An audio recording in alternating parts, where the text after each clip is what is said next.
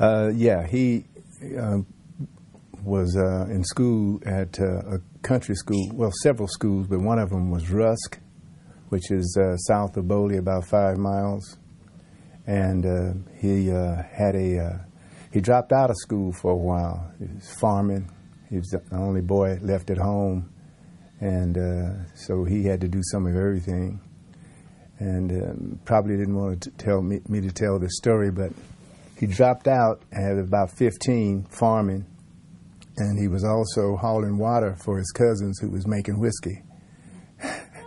He, put it on a sled with a mule pulling it and a 55-gallon drum of water, and met the principal at the school of Rusk, and he asked him, he said, he had a cigarette hanging from his lips, The guy said, "Young man, what are you doing out of school?" He said, "Where is your mother? Where are you from?" Daddy said the guy walked down to his mom's house and said, "Send that boy back to school." So Daddy went back to school. His name was Robert Pete Henson, and that's one of those things, I guess, is kind of like the synchronicity of events, people meeting at the appropriate time, and that's what turned him around. Then he started back to school and then went on to school in Boley, and was pretty athletic, I guess, in basketball and football there, and ended up getting a scholarship. Synchronicity of events, again, that happened was when another guy named Skip McCain, who was the coach, I think, at Wee Woker's back school, Daddy hadn't got a scholarship because he had gotten in trouble there at Boley High. And so this guy saw Daddy in a bar, and he said, "Aldrich, what are you doing in here?" And he told him, he was just kind of kicking around. He said, "I want you to go home and pack up your clothes. I'm going to call Zip Gales." And he said, "Well, I didn't have but about a shoebox worth of clothes." He packed up and went on to Langston. And I guess that's, again, another synchronicity of events. And then being under Zip Gales was quite an experience for him, too. In 1946, I think, is when he started his teaching career up at Lincoln High in Pawnee, Oklahoma. And then he taught there for 1 year. And then he went to Redbird outside of Muskogee and taught there for a year. And then 47 and 48, I guess, year. And 48 and 49, he taught there in Moton High in Taft. What he was saying yesterday, and what I kind of think, too, was that he taught some young boys, country boys, how to try to be men, to assume responsibility, to set goals, to try to achieve them, and that you could achieve, or he said, you could succeed if you will. Then the other thing was, and as our basketball coach, and I had to play for my dad, so, that was a trip. You have to go home and hear more lip. And he would teach us that this was when desegregation was first starting to happen a lot. And he had to teach us to take what was being dished out by the white players. And no frowning, no acting like you're disappointed or mad at anybody, and you never drop your head.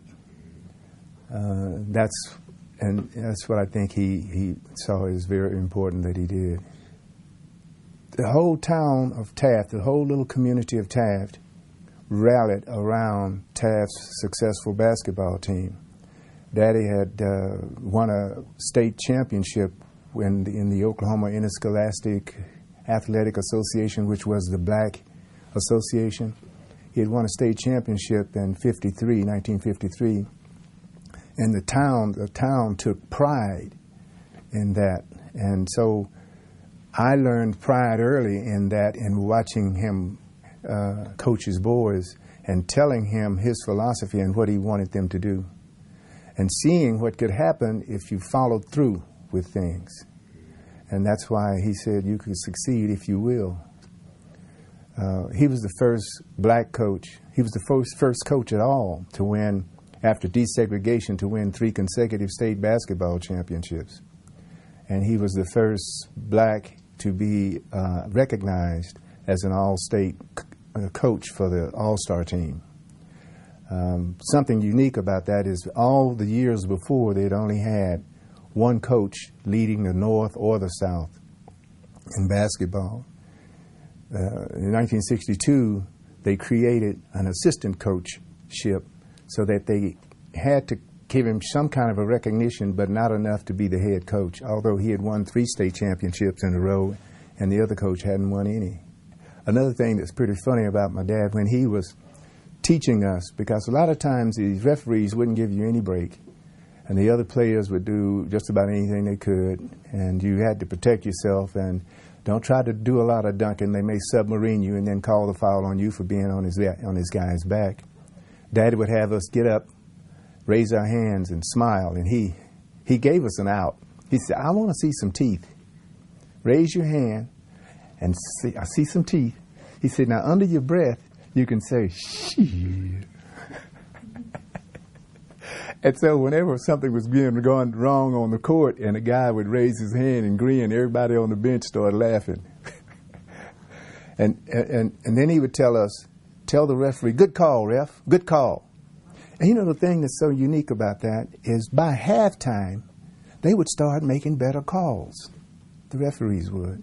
Because what he said yesterday, because I got to help a lot of young people and help turn some around, just like Pete Henson did for me and just like Skip McCain. And I think that's what his big thing is, and the fact that he won the state championship, Oklahoma Hall of Fame in athletics, and Jim Thorpe Award and all of that stuff, that's okay, but the thing that he promoted most was that he got to help a lot of people. And he did, because there were some of the guys in the community, they were heading the wrong way. And after watching how Daddy did things and won games and got them pride in themselves and started teaching them that you can succeed if you will it. And that's, like I said, that's why some guys come by there from the 1950s to see him.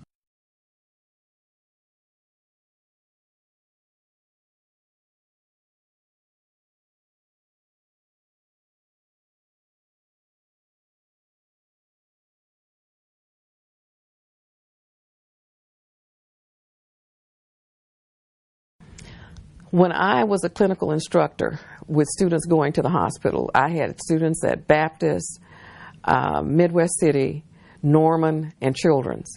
And I went to those hospitals and I was with the students when they were doing various exams.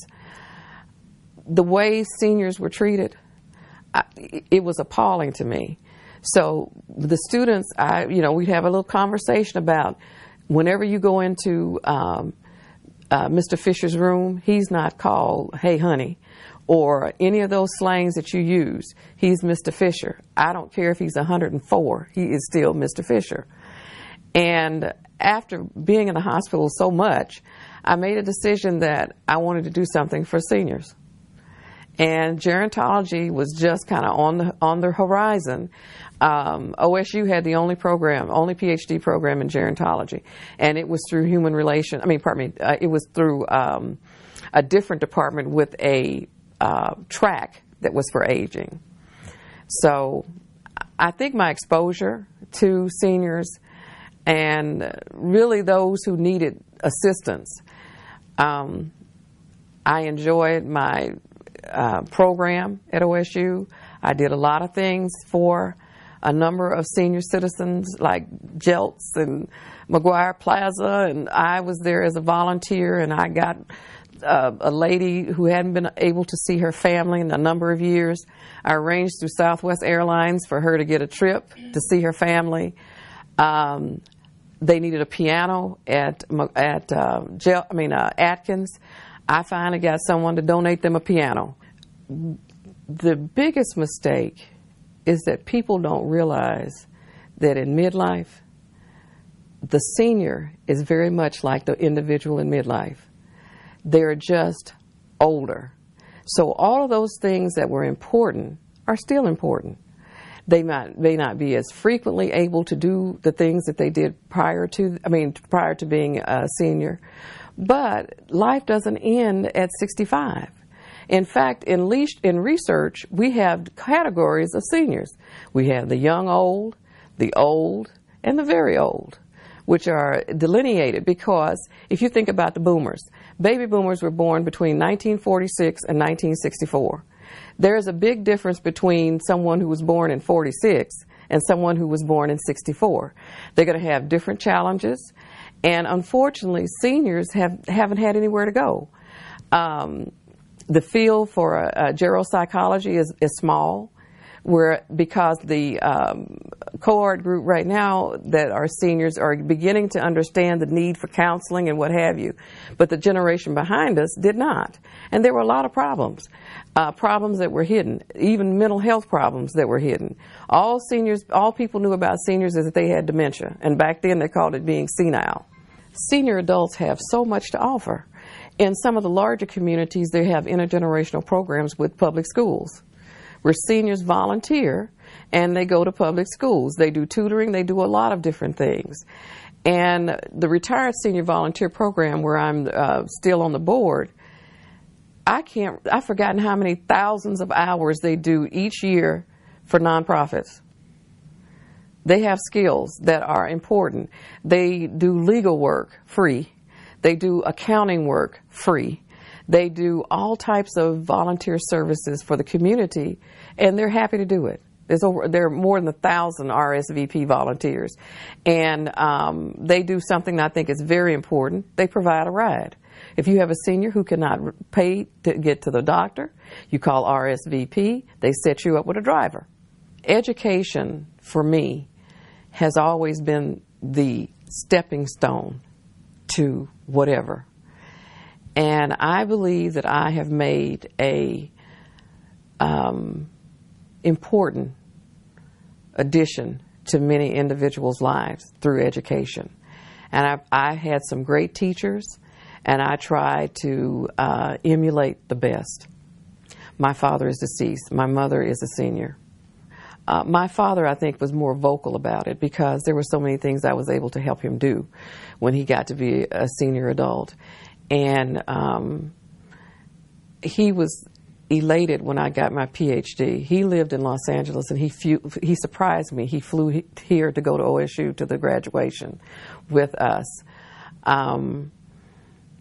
Sometimes when I did something that was in a paper or in a magazine or whatever, I would send that to him, and he was really excited about that. He would tell everybody. He could never get gerontologist right, but she works with old people. She does research for old people. They were very excited because, frankly, I continued in higher ed on my own. I just made a decision one day that I was going to keep going. And they were very, very proud of that. My father I finally had to explain to him the difference between a PhD and an MD because he wanted to know if I could treat him. I said, no, not really. But yeah, they are.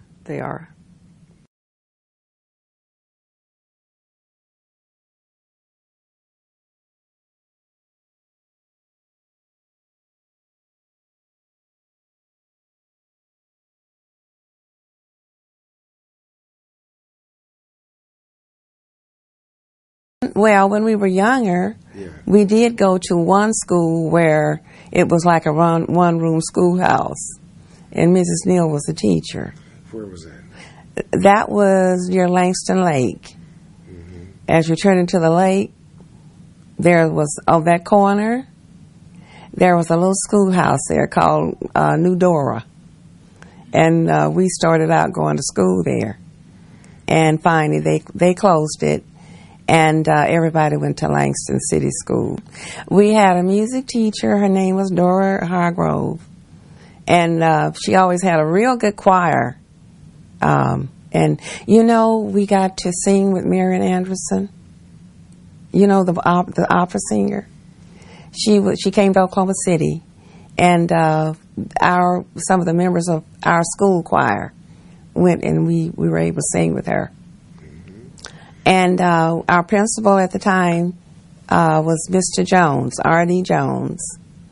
And, one of the ladies who was important to Loretta was our English teacher, and her name was Mrs. Jones. She was the reason why Loretta majored in English. She was our English teacher. Mrs. Jones was she was a very dynamic teacher, you know, and if something went wrong, or whatever happened, or she thought something was wrong, she would pull the student off to the side, and she said, well, now what's going on? Okay, can you tell me what's happening? How can I help you? You know, and she was really she loved her students. You could tell that, and she was really involved in their education. I can remember, you know, when I was in junior high school, and they were giving out awards for math. I've never been good at math. But Mrs. Jones would say, now, all your other grades are really good. What happened with you in math? You know, she says, even though she was an English teacher, she says, well, why don't you try doing this? Or why don't you try doing that? And that's the way she did with her students. So, you know, she was really an interesting person. After she graduated, Loretta got married, and she got married to Henry Collier. He was in the service, and they moved, I think they spent some time in Pittsburgh, Pennsylvania. And Loretta, you know, we really hadn't been away from Langston too much because our parents, you know, we were kind of sheltered like most of the people were there. You didn't do a lot of traveling. The families were large. You didn't have a lot of money. So, you know, she hadn't really been a lot of places. Done a lot of things. And she got to Pittsburgh. Pittsburgh is an old, you know, eastern city. And she wasn't used to these, the heating system there. They had all these old furnaces. I lived back east, so I knew exactly what she was talking about. And she just hated to hear those pipes in the morning going off, popping. And she said she got so sick of that. And she said she didn't like Pittsburgh. She wanted to go home because she had had enough. She didn't like the heating system. In the summer, it was real hot and humid. So I know what she was talking about because I lived in Ohio at one time. And she said she told Hank, look, I can't take this anymore. And she said he sent her home. So that's what she did. And they... he was in the service, but she lived in Tulsa, you know, and that's where they ended up settling. And Loretta, for a while, she didn't start teaching right off the bat. She worked for a group of attorneys. She was, I think, a legal secretary at one point. And once they got kind of settled in, they had a child, Kenneth. They only had the one child. And then she started working for Tulsa schools as a teacher. And I think she taught English. She loved teaching. Once she got in the field, she loved teaching. Oh, she used to talk about, you know, some of the things that the students did. And just like Mrs. Jones, if she felt something was wrong, she would pull those students over to the side and ask them, now what's going on? And she would, you know, get involved with the students and say, well, why don't you try this? Why don't you try to do this way? Maybe that will work for you. And she liked to, you know, get involved in their activities. She would be active with their sports, you know, see what they were doing in sports, you know, she liked to talk with the parents to make sure that, you know, everything was okay there. She was just involved with the students. Loretta was the type of person she really liked excellence. That was one of her trademarks. That she wanted everything to work together. You know, everybody should cooperate and work together to get to whatever goal she had in mind. And she would tell the young people at our family reunions, you know, maybe you should do this, or I did this. But it was basically to help some of the students who were like in college. Some of them may have been uncertain about what they wanted to do. She would talk with them and see, maybe this is what I did. Maybe you want to follow in my footsteps, maybe you don't. But you need, to make up your mind about what it is that you do want to do and try to head in that direction. You know what, I think her greatest legacy was when she was made principal of Booker T. Washington. And she did so well at that school. She got an award of excellence from Ronald Reagan, of all people. She went to Washington, D.C. to receive that award from him. And it was an award of excellency in education. She just wanted things to be excellent. That's what it seemed that she wanted them to do. She liked the cooperation. She liked for people to get along with each other. Loretta was kind of a quiet person, but she had the ability to bring people together. That's what she and to have them to do things and to work things out. One of the things that she told me before she passed, she was actually looking at her will, and she was reading it, and she said, "It'll work out. It'll be okay."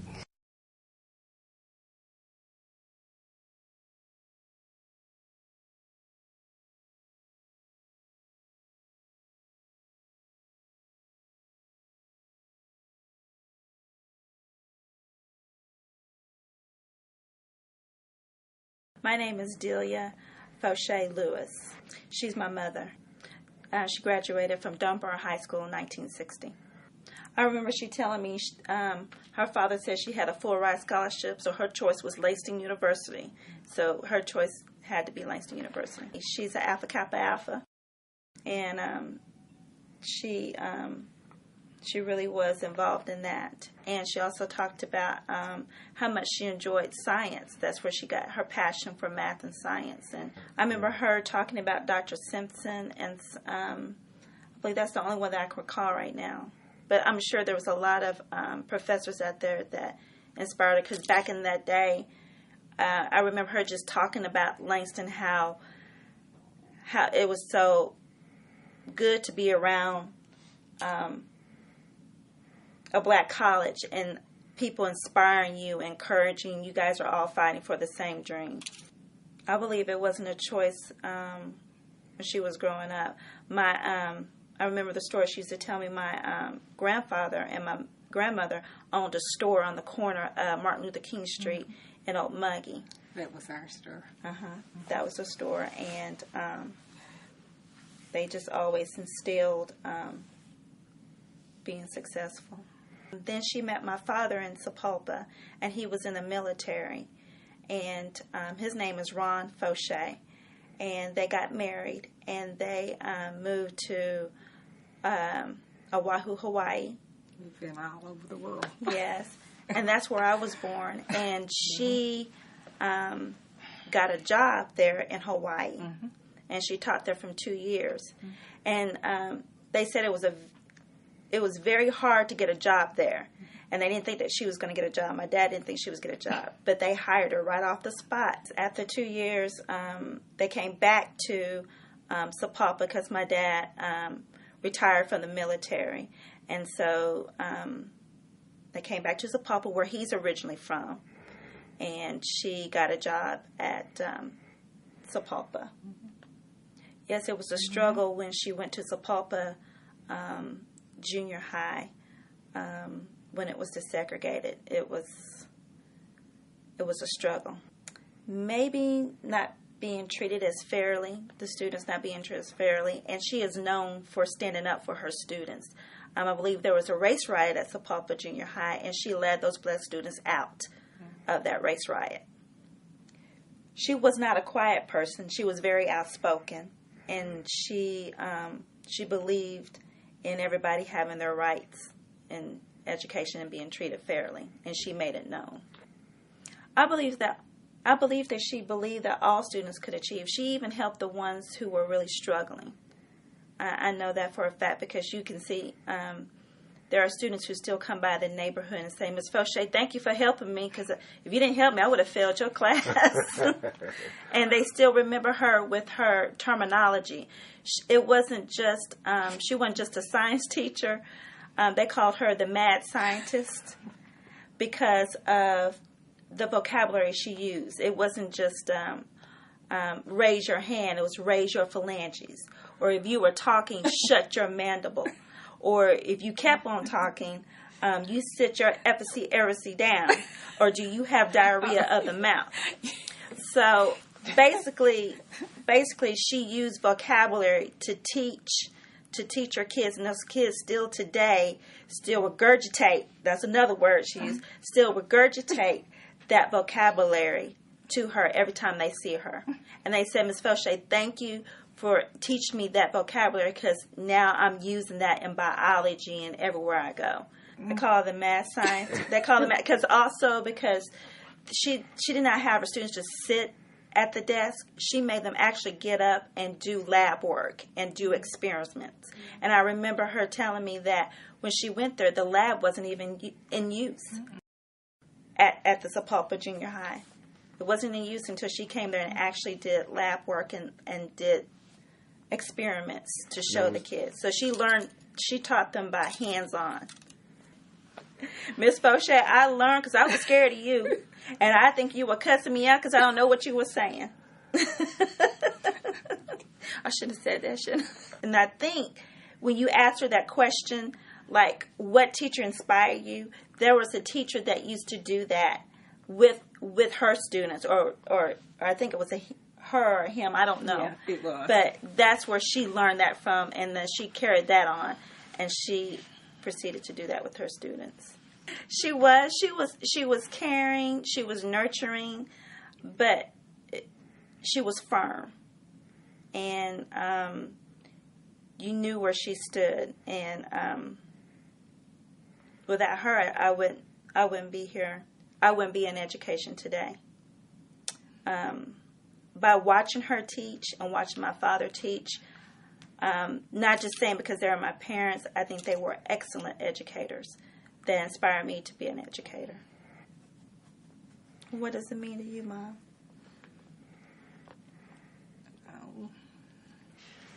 Let's see.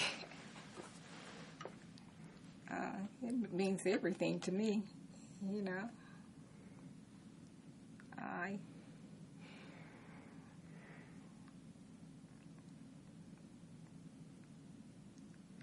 To me, for her having this word, it shows all the accomplishments that she has did throughout her life, all the struggles that she's had. She's my hero.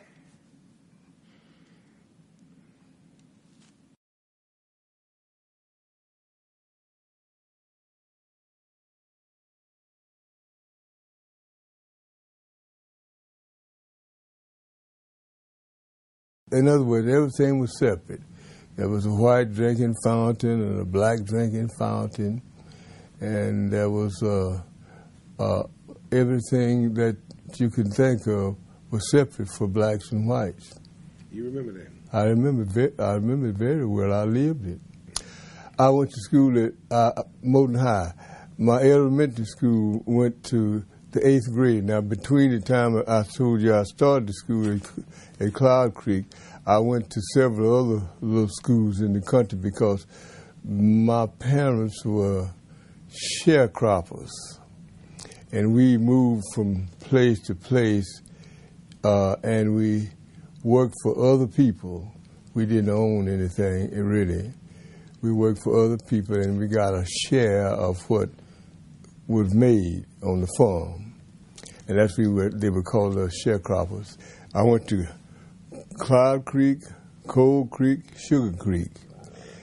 Now, Sugar Creek went to the 8th grade. So after the 8th grade, I went to school at Taft.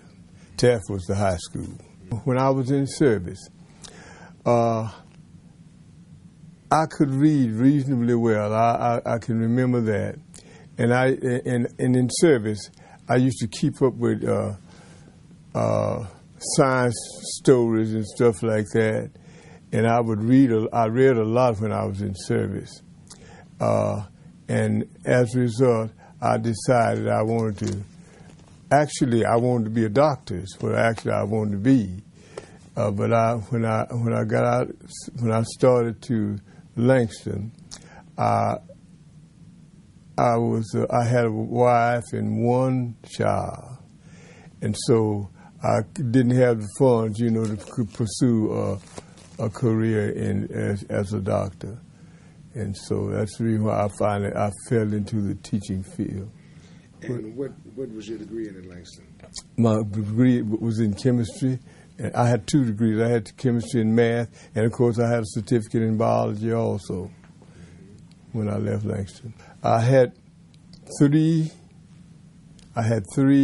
offers I had sent out resumes, and I got 3 offers. I got one at Sperry, and one at Frederick, and I got one at Haskell. And of course, Haskell is just 5 miles from Taft, see where I graduated from. So I came to Haskell, and I've been there ever since. The only system I've ever been in is Haskell.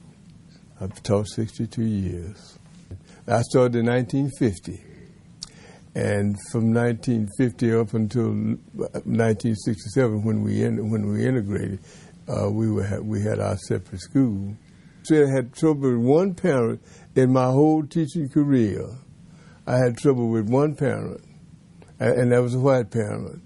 In my whole teaching career, and that's the time I never had any trouble with parents. He acted out in class, and I gave him 3 licks. But yeah, we could paddle at that time. And what happened was, I had a big class. I had 44 people. Now this is huge. In a science class, can you imagine 44 students in a science class? And that's what I had. I had 42 boys. I guess I got all the football boys or something anyway. And I had 2 girls. And this boy acted like he was coughing, and he said, "Hot," what else, goes at the end of it, And actually, I tried to ignore him. I was passing out some papers to the students that we had a test the day before, and he did it again. I ignored him again. I acted like I, didn't hear him. But the 3rd time, this little girl said, "Mr. Franklin, did you hear what," his name was Byron, "did you hear what Byron said?" I said, "Yeah, I heard him." I said, I'll take care of it as soon as I pass these papers out. And I did. I took him out there and I gave him 3 licks. He went home and told his dad I paddled him because he sneezed. Well, I know it. And, his dad called me. He gave me everything he could think of, but I tell you, he called me everything but a child of God. Anyway, he was going to come up, and that next morning, that night, he was going to come up to school that next morning to see about it, That night, I called the superintendent. His name was Beavers. I called Dr. Beavers. I said, and I told him, what had happened. And so he told me, he said, do you have any, will the kids say, how things happen? And I said, yeah, just go down there and ask them. Just come down there and ask them, So, and he said, well, I'll take care of it. And that man never did come up to that school. Superintendent took care of it. I believe every child can learn. That's the first thing I believe every child can learn. We try to teach the whole child. That is not just the ABCs of learning, but life as really living life. So I try to teach them honesty and how to work and how to take care of their bodies. And this is what kept me in teaching, because And I guess this is where I keep wondering why I get so many acclimates, for being there. But I was trying to figure what did I do in particular. Well, I don't know, but I tried to guide the young people in the way that you go, and it didn't make any difference what color they was or what their parents was, or I don't care what their parents owned or whether they was on the board or what. And this is why I stayed with it.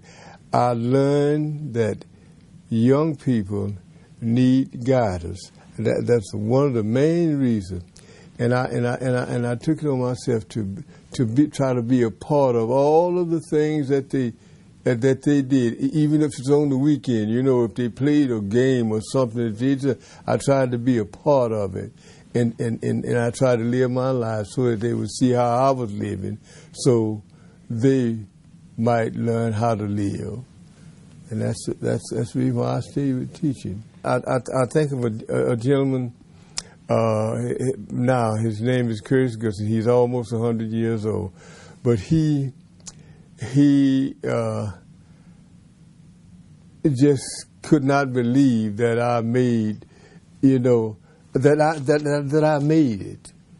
But I think about my aunt. I call her mom because we were so young, when she took us, and she was really proud of me, though. She really was.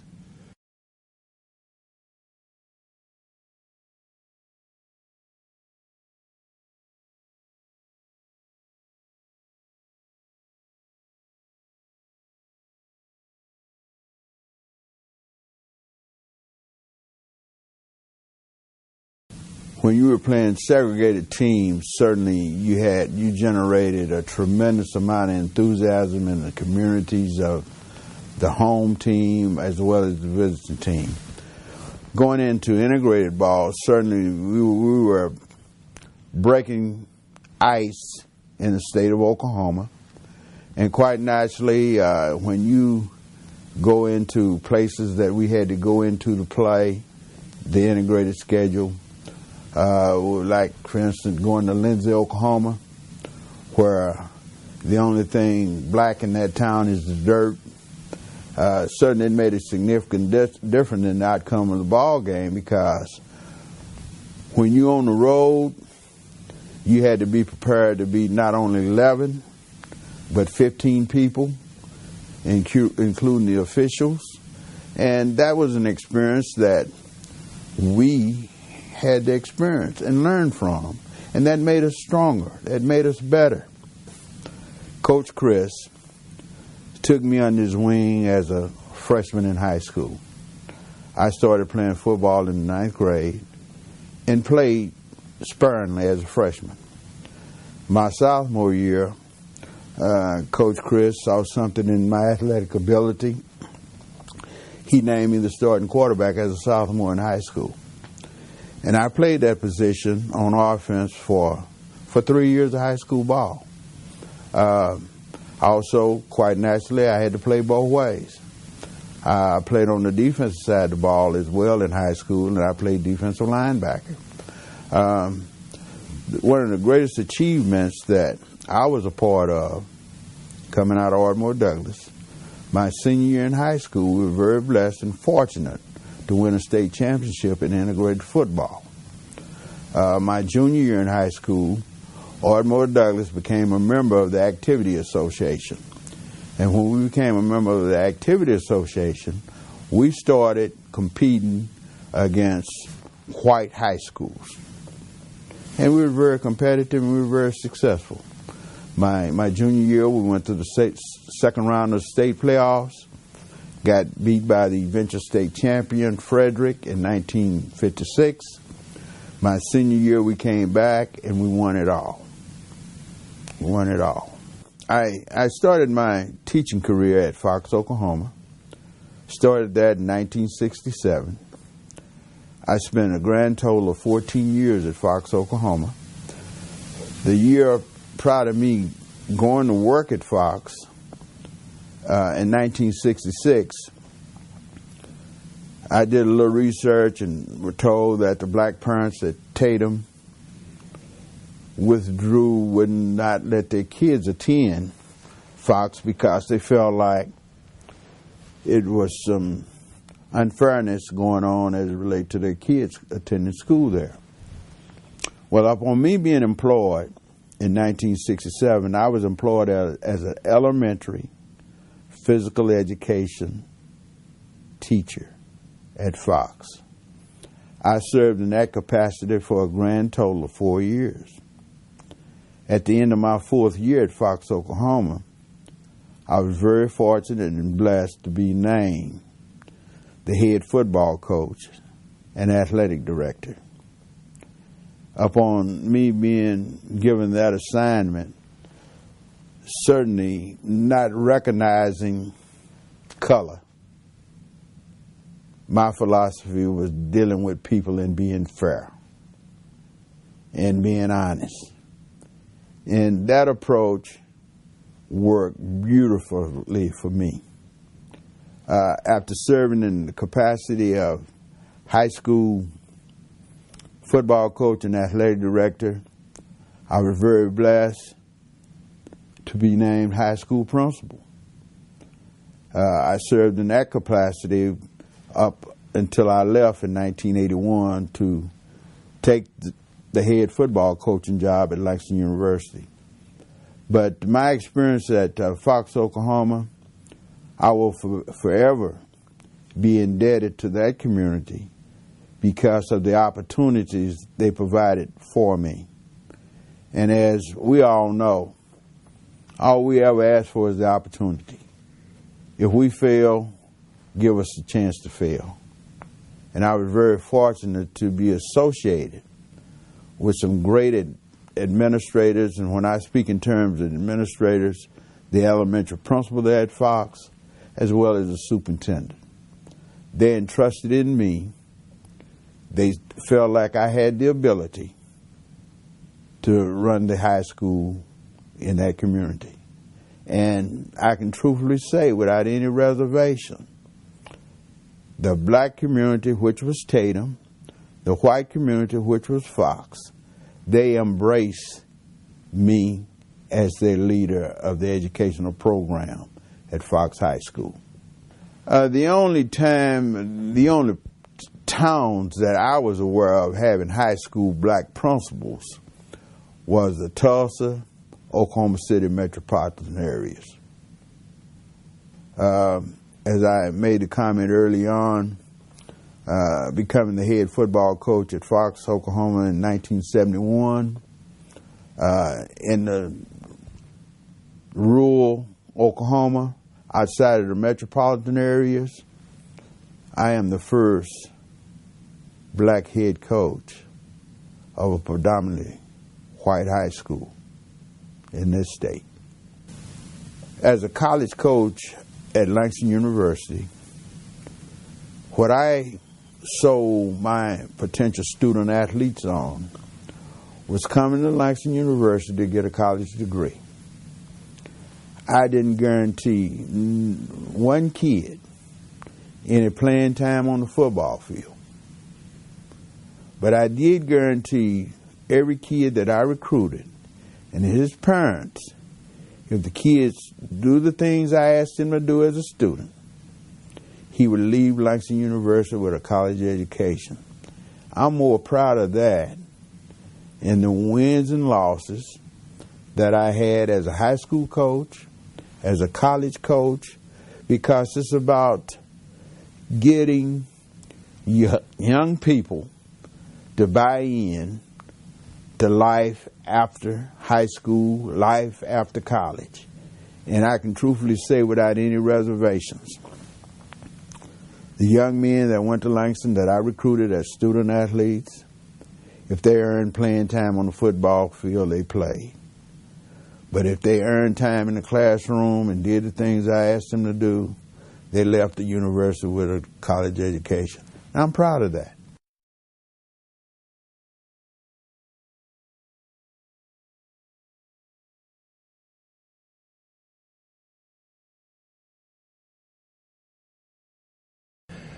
There's a saying, and this saying that I'm going to say to you, I took it all over the Lawton School District, and that teacher was Mrs. Ruth Baker Houston. And she said, when the task is once begun, never leave until it's done. Be the labor, great or small, do it well and not at all. That, I'm just a child, but that stayed with me. Now, I struggle in the early grades, but let me tell you about Mrs. West. Here I am sitting at that desk, and Mrs. West came and kneeled down beside me, wrapped her arms around me and said, yes, you can. Those are the kinds of things that inspired me in my early school years. But then there was a band teacher named Mr. H.L. Shigog. Mr. Shigog became the principal. Mr. Shigog got me into music. You know, I wanted to learn how to play the piano. But during that time, if you were an athlete, you didn't do that, so I stopped doing that. But Mr. Shigog was also the English teacher. What he taught me in English, what he taught me. I go to Winston-Salem, and when I tested out, I tested out in honor section. So we go to the class. The English instructor passed out the syllabus and said, this is what you're going to be able to do in the class. She said, you three young men back there playing ball for big house games, you're not here to get my English. You need to go drop this course. So she went to the board and was talking about diagram and sentences and so forth. So she went to the board and she did that. After she got through, she asked for volunteers. So there was a young lady named Bertie Steen went to the board and did that. You know, sitting in that seat, I could beat the teacher. I could beat Bertie Steen. The next volunteer was me. I stepped to the board. The first thing I did, as Mr. Shigog instructed, I cleaned the board. I took the eraser and I cleaned it and I squared it up. And I said, Mrs. James, I said, Mr. Shigog says that we don't use a straight edge like you did. He says the palm of your hand is the straight edge. And I took that chalk and I drew that line. And I took that vertical line between the subject and the predicate. I said, Mrs. James, I said, on your modifiers, I said, I noticed that you used slanted lines. I said, Mr. Shigog says that the vertical line, I said, what would you like me to do? She says, you do what you feel comfortable. And I did it. Okay? Another part of that, she wanted to know who could pause a sentence.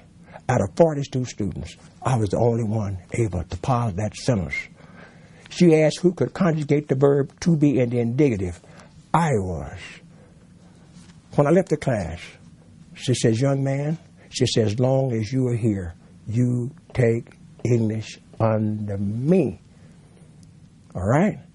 Now, he was really the one that really had an impact. And as I came up the rank and I became administrator, Mr. Shigog really, really influenced me and impacted me. If you did a paper under Mr. Shigog as an English teacher, Mr. Shigog says every paper is an English paper. You know, so I'm grateful for those teachers that not only impacted my life, but the other students that came to Douglas. And Mr. King, I established a scholarship at Cameron University in his honor. Because during that time, we didn't have counselors. But Mr. King says, if you obey your parents, and you come to school and you do what's expected, and you come out in athletics, and you give all you can got, he said, I'll help you.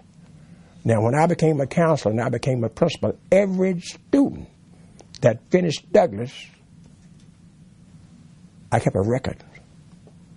We just got through with the reunion. And let me tell you, You just don't know those students and the impact that the teachers have had on their life.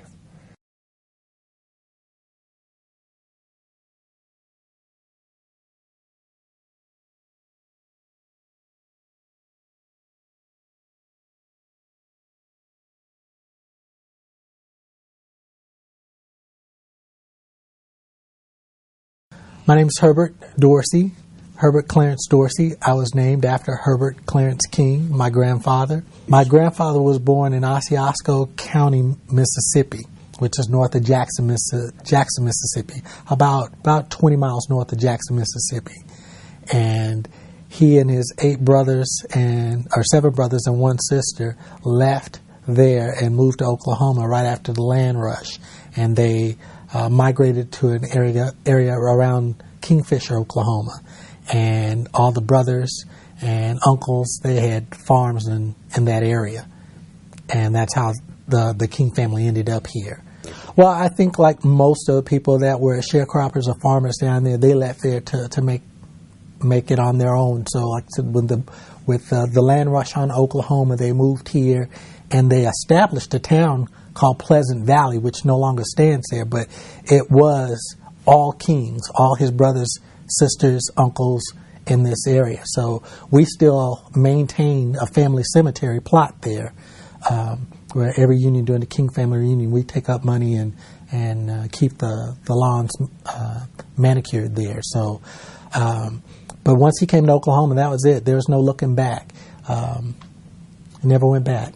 He went to Tuskegee Institute for college, early school. It's a one-room schoolhouse in Mississippi, but he left there. The story I heard, it was at 16 or 17, he left home with $15 in his pocket, and was going to make his way in the world. And he went to Tuskegee and on a football scholarship and played football there, and graduated from there in '32. He played football in particular at Tuskegee, and he ran track. He was running a 9.8 in the 100 back in the 30s. Well, he's in the Oklahoma Coaches Hall of Fame. He's in the Tuskegee Institute Hall of Fame, where he played football and ran track in college there. In Oklahoma, he had one of the winningest records of high school coaches, with 181 wins, 77 losses, and 7 ties. And that's just for football. For basketball, it's 400-something wins, about 405 wins that he had during his 20-something years coaching at Douglas. Well, the stories, my relationship with him and versus the stories that I heard growing up are on opposite ends of the spectrum. He was very, very energetic, loved sports, and was a very intense coach. So no-nonsense guy. I've heard stories where he walked around with a paddle on the field during practice. So, or the basketball court. So, and it got used quite a bit is the stories that I got growing up. My brother and I growing up, totally different guy. Very low-key, very mild-mannered, told jokes pretty regularly, went to church every Sunday, and growing up, I remember as teenagers, if you went out on Saturday night, you had to get up and go to church on Sunday. I've got one of the quotes that I saw when I went through some of his stuff that I thought was probably very, very direct to how he would say and see things if he was here. He said, "The real purpose of our existence is not to make a living, but to make life a worthy, well-rounded, useful life. Do all the good you can, by all the means you can, in all the ways you can, in all the places you can, for all the people you can, as long as you can." We played in elementary school. Again, he went out and bought us, my brother and I both, bought us our first pair of Converse tennis shoes, and took us to the athletic store and bought those. And he'd sit out in the truck. He never would come into the stadium. You could just see his truck parked on the side of the field, and he'd watch from there. And when we came home, he'd tell us what we did wrong and tell us what we needed to do and how to do it. So when I was in high school, I was playing intramural or summer league basketball, and we had just moved back, so I had to try and work my way on the team. And he had to be every bit of 70 years old. And he came out there, and they were short a couple of coaches, and he signed up to coach. So, I got to hear him out there fussing at some of the guys and tell them how to do it and how to get down and play and what to do. But he was a big man, and he was trying to tell him how to squat down and get down. It was just kind of funny trying to see him, tell him to get down. And he's such a big guy, but he'd pull up his pants leg and he'd squat down and tell him how to move and shuffle the feet and stay on the play on defense in particular. So I never will forget that. Growing up, seeing the love that the community had for him, the respect that he had, you just talk about stories. One story I had, a couple of boys down the street. There's a boy down the street named Steve, and several boys had pinned him up in the corner, and they were getting ready to jump on him and beat him up. And I kind of slipped in the house, and I told my grandpa that these boys were going to beat him up. Well, he got his car keys and slowly walked outside, got in the car, started the car, drove around the block, came back in, put his keys down, and got back in his lazy boy and started watching TV again. Well, if you went over to the window and looked out, all those boys turned and went home. And Steve didn't get beat up that day. That's again, you look at the impact that he had on my life. I grew up with a lot of boys that did not have a father or a role model in their life. He was that role model for me, and I would think a lot of my friends that are dead or in jail, I probably would have gone the same route as they did if he had not stressed education and the value of education, and doing more, and just being more like him. Well, my firstborn was my daughter, Kayla Dorsey, and I told my wife we ended up having a football team of kids. Somewhere along the line, somebody was going to be named Herbert or Herberta. It's a tremendous honor to be nominated and inducted into it. Here we are nearly 30 years after his death, and he's still receiving rewards and awards for his behavior and his walk here on the earth. So he influenced so many people, and it's just a tremendous honor for someone other than the family to acknowledge the fact that he was truly a great man.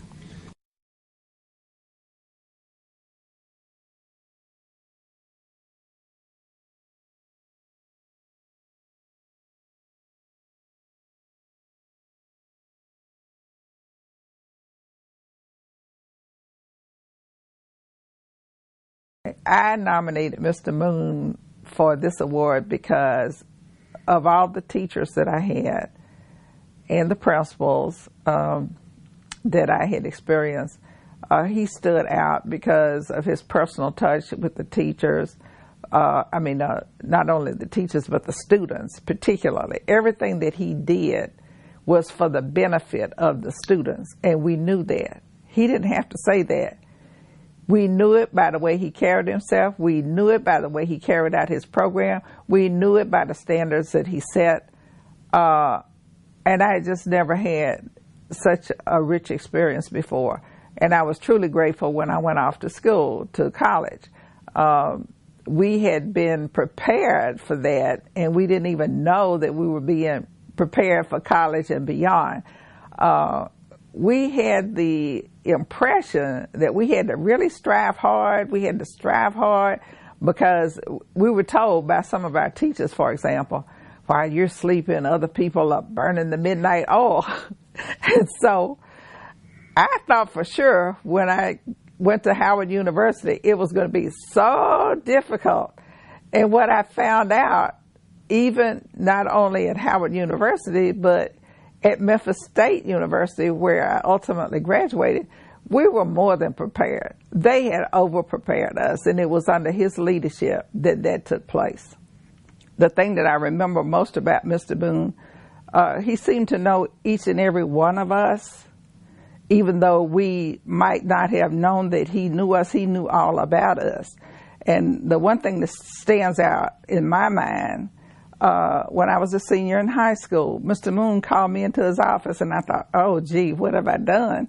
And he wanted me to know that there was nothing magic about IQ tests, SAT tests, ACT tests.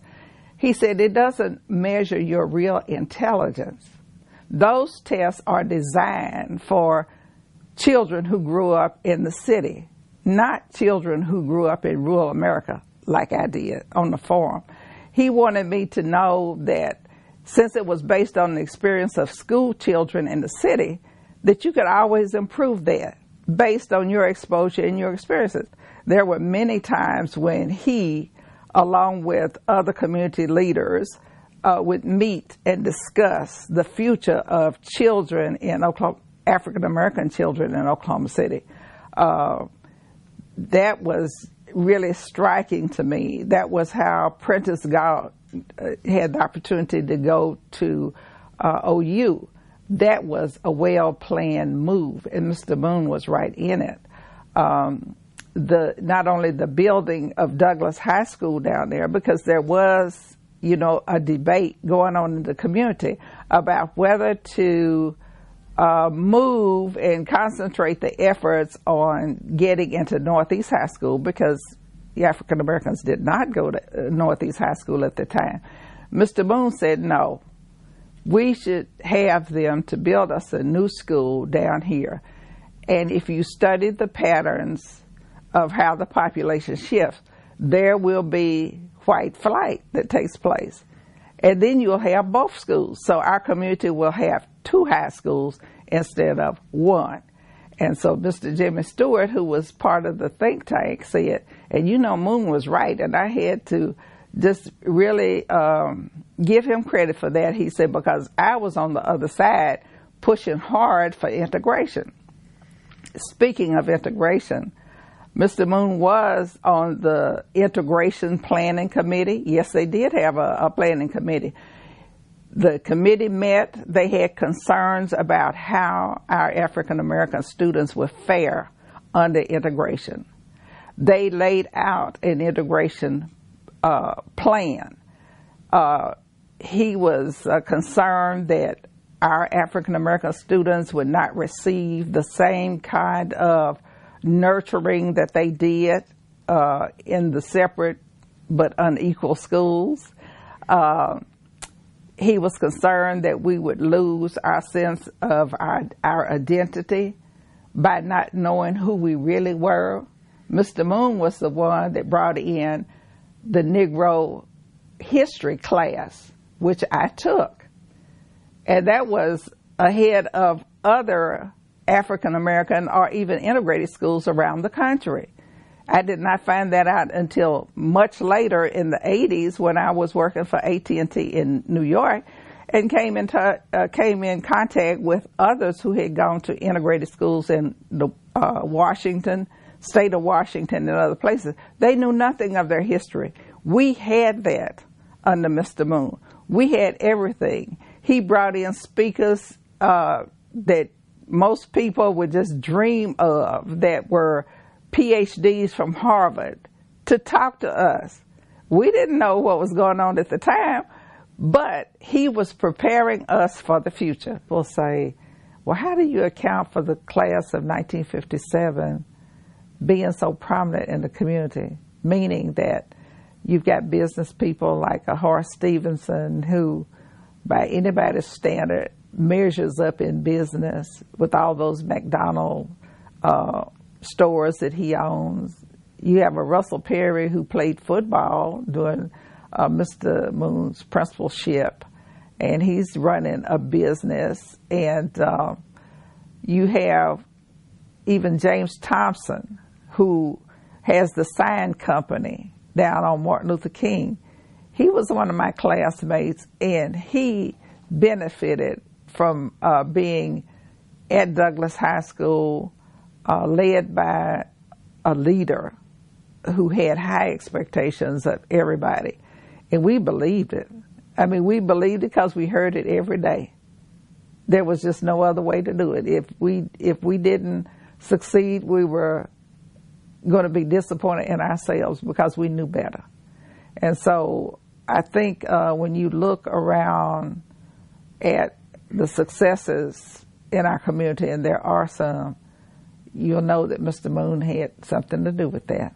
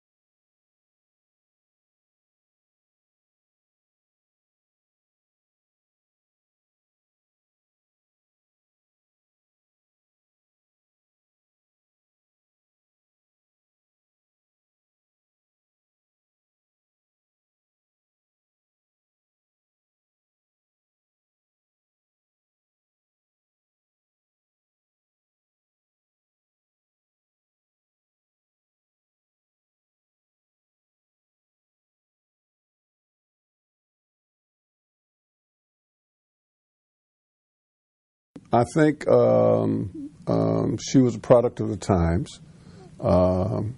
If you look at when she graduated in 1956, you go back to from her birth forward, from 38 forward.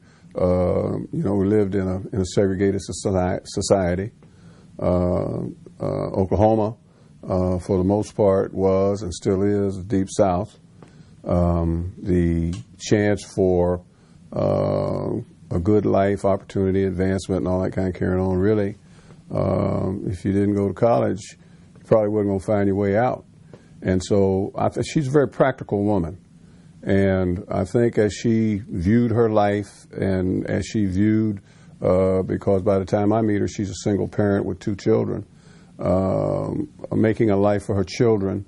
I think she viewed education, I know she did, because that's what she told her students all the time, as a way to get where she wanted to be. I'm not sure at the time she knew exactly where she wanted to be. She just knew she wasn't happy where she was. And so that's what the education thing was all about. That's why all of us went to school. That's why we went to college. Langston University. How? Well, so you remember the student union?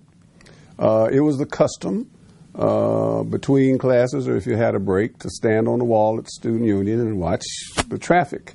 And it was in October of 1965. And I was standing on the wall with some of the other fellas watching the traffic, and she strolled by and caught my eye. She wasn't looking at me; I was looking at her. She had on a kind of a gray sweater suit, and if you remember that era, sweater suits were that's what was in, and she looked awfully good, and so. I went into my chin rubbing mode, and I slided up beside her, and I said, "Hi, my name's Bob. What's yours?" And I can't tell you what she said to me. There's no reason to edit it out because I can't repeat it.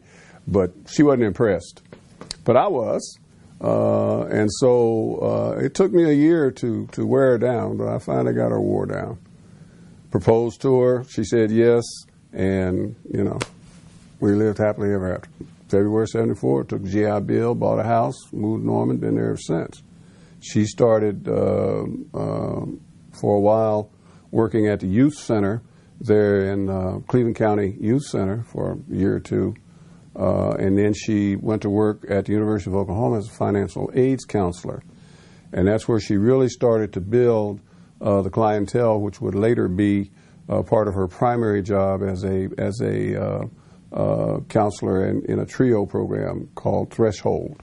The federal government has programs they call TRIO programs at most large universities, because by then the integration rush to get folk to the University of Oklahoma and OSU and places like that, bring large numbers of black students in from everywhere. It's culture shock. And so the TRIO program's job was to be the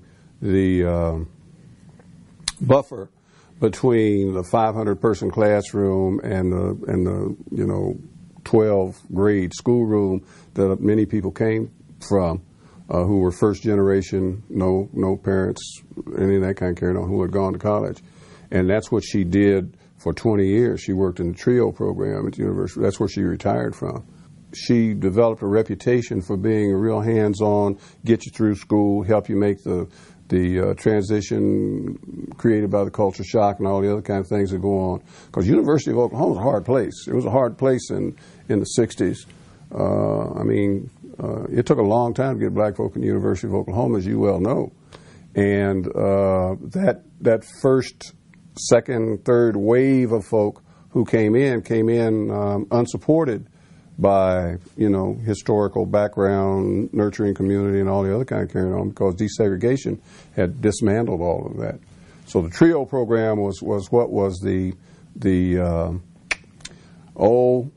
was one of the best investments the government ever made, I guess, in helping desegregation to get rooted, so that kids wouldn't just be washed out the first 5 or 6 weeks. So that's what she did, and that's what she's famous for. So whatever problems she thought that she was experiencing as a minority in that environment, she didn't spend a whole lot of time dealing with that. That was the reality, and that's the way she talked to her students. She said she would tell folk, you can't stop being black. You might stop voting, you might stop feeding yourself, you might stop going to church. There's a whole lot of things you can stop. But you can't stop being black. You are what you are. And so the quicker you get right with that, the sooner you have an opportunity to excel. And you come here to excel. Don't waste your time. Don't waste the university's time. And please don't waste my time. Now, this is a typical conversation with a first-time freshman. And she'd give that speech as many times as she needed to until she got their attention. So her philosophy was that, by example, that education matters, it's important, and it's my job to try to make it available and motivate you to get educated. But the delivery system is no longer the tight community, family, everybody knows everybody knows about everybody looks out for everybody. That doesn't exist anymore. That's gone. She was aware of that, and she was a part of that transition. That's why she brought that to her work as an educator. That's how she thought about education. I know that's changing. I know that change is taking place. So I'm going to do everything I can to put it back in place, to give as much of the community, family, nurture stuff that I grew up with. This is her talking, that I grew up with. I'll do everything I can to bring that back into play. And so she insisted that her colleagues think like that. She said, every kid that comes to the University of Oklahoma is my kid. And you all got to think like that. She was very pushy about that. So her contribution, I mean, if you say her contribution, I think it's that she did something that people recognized as worthwhile. And they testified to that, and they still do.